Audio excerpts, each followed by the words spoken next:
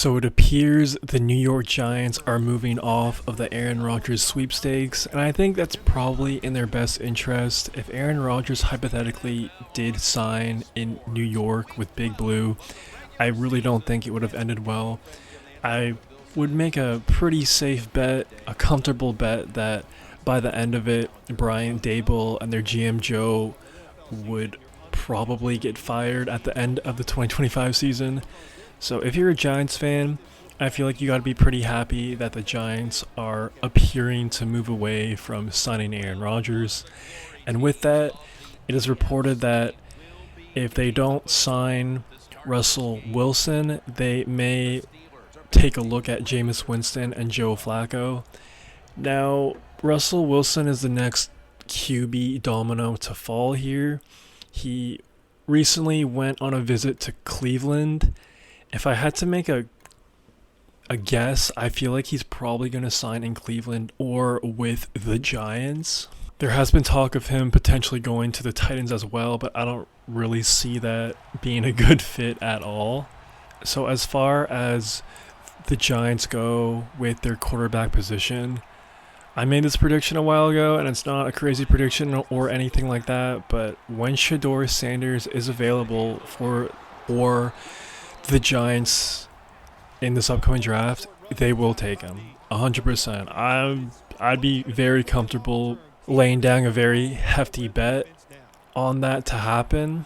I just feel like it's already set in the stars, and they need a quarterback. Straight up, they need a quarterback. But before that happens, I could totally see them signing a guy like Joe Flacco and Jameis Winston. Honestly, I'd rather have a guy like Joe Flacco. I feel like he's just been more consistent over the past 2-3 years compared to Jameis Winston. For some reason, everybody loves Jameis Winston. Sure, he's entertaining at times when he's on the field, but at the same time, even if he throws 3 or 4 touchdowns, you know he's going to pair that with 3 or 4 picks. So I'd rather go with more stability and probably the better mentor for Shedeur Sanders and Joe Flacco. And if I'm a Giants fan, that's definitely what I would be rooting for. Let me know, Giants fans, who you want them to bring in as kind of like a mentor, veteran QB for Shedeur Sanders. Let me know in the comments below. Before Mason Rudolph signed back with the Pittsburgh Steelers, he reportedly had a meeting with New York. So they're definitely in the market for that veteran backup QB. And also, Cooper Rush signed a nice deal with the Baltimore Ravens recently. I feel like that probably is the best quarterback that was available to be that backup role. He signed a 2-year, $12.2 million deal. Maybe that was too rich for the Giants. I'm not sure, but I just feel like that would have been the best kind of QB to land because, Cooper Rush played kind of decent last year. Sure, he started off pretty poorly, but down the stretch, maybe he was better than Dak Prescott. I don't know. And even like 2-3 years ago when Cooper Rush took over, he looked pretty good back then as well. So I just feel like Cooper Rush is a solid backup for any team. And yeah, it just kind of sucks how the Giants missed out on him, but it is what it is. Now, kind of to roll it back to Aaron Rodgers, there was a recent report which is completely crazy, that he might wait until after the draft to make a decision on where he wants to go. Now, that is just so insane to me, man. Like, okay, I don't know. Like, it's just really frustrating because I love Aaron Rodgers. He's one of the most skilled quarterbacks of all time. I've been watching his career highlights over the past 2 weeks just to remind myself how elite he once was. But I don't know if it's just, I know he has a crazy ego, but like, bro, like, you're just being really disrespectful at this point. To make a team wait that long, like until after the 2025 draft, that's essentially May 1st, essentially. To make a team wait a whole month for you to make a decision, after the year you had. I know he had a good year statistically, but at the same time, like, you're not that guy anymore, man. You're just not. So, like, if I'm the Giants, I'm happily moving on. And even if I'm the Pittsburgh Steelers right now, there's a report that they might be interested in Jackson Dart. I think that could be a decent move potentially. But if he doesn't make a move by like Friday or Sunday, a decision by Friday or Sunday, and I'm running the Steelers, I would definitely just move on. It's just not worth it, man. And that's just ridiculous. And it's just so disrespectful, man. Like, if he makes a decision soon, at least, like, whatever team he goes to, that team can then make other decisions on the roster. I don't know what sort of contract he's commanding. I don't know if he's holding out for like a 20 mil a year deal or 5 or 10. I don't know, but like, this is just doesn't make any sense to me. But if you're a Steelers fan, if you're a Giants fan, I feel like it is good news. Just because I don't think it would have worked out. Let's be real, it just wouldn't have worked out with Aaron Rodgers. So as far as Aaron Rodgers goes, man, as of today, it's really looking like it's either Minnesota or retirement. And I really like those two options. I think he should retire. I really think he should retire. And I think he should take like a commentary job, honestly.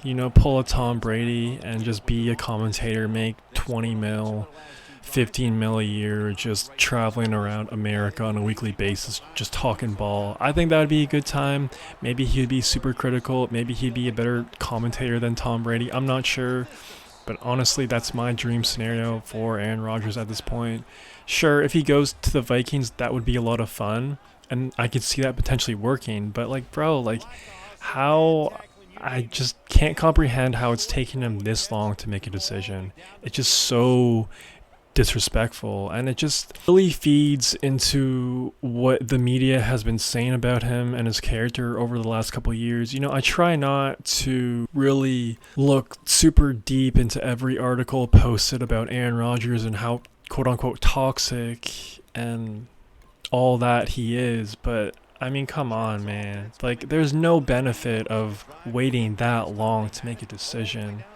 Touched on this before, but it took him, he had to do the darkness retreat in order to make a decision on to go to the New York Jets. Like, taking your time doesn't work, Aaron. It just doesn't work. Maybe just make a quick decision on what you want to do. Do you want to play or not? It's really that simple, bro. It's really that simple. And you're not the guy to just have a team wait around for you anymore. So I don't know, just a really frustrating thing, man. I really wish he just would have retired 3 years ago, because if he would have retired 3 years ago with Green Bay, all the character stuff, the narrative about his ego and how toxic he is, it wouldn't have even been a thing. It wouldn't even have existed, and it just really taints his NFL legacy to a certain extent, and I hate that. But it is what it is, man.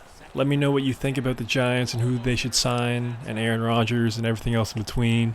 If you made this far, please subscribe, like the vid. It would help out your boy a ton. That's all I got for right now. Peace.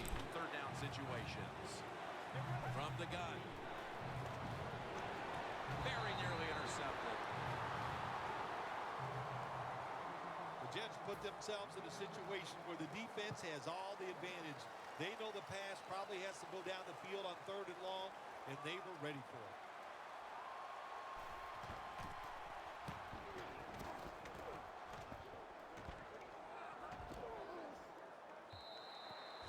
That's a touchback, and the ball will be spotted at the 20.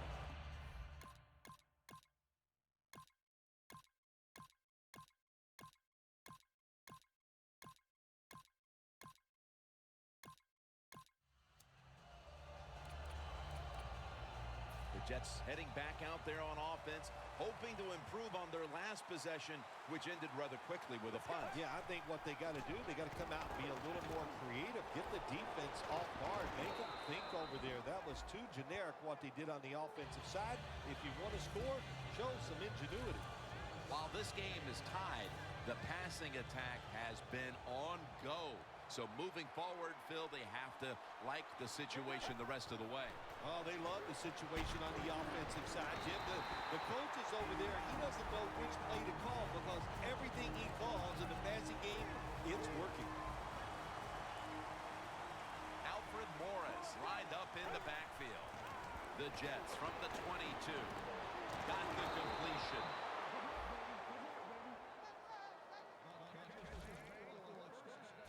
The Jets put themselves in a terrible situation. 3rd and long, but you know what? They got a lot of talent on the offensive side, and that was an awesome job of picking up that first down. Looking across the middle, it's Curley with the reception. Mitchell's there to take him down. Another name for the fly route, the go route, it's a streak. And that means they want you to be a blue streak, run as fast as you can, get by that defense, and make a big play. Throws it in the end zone. Touchdown.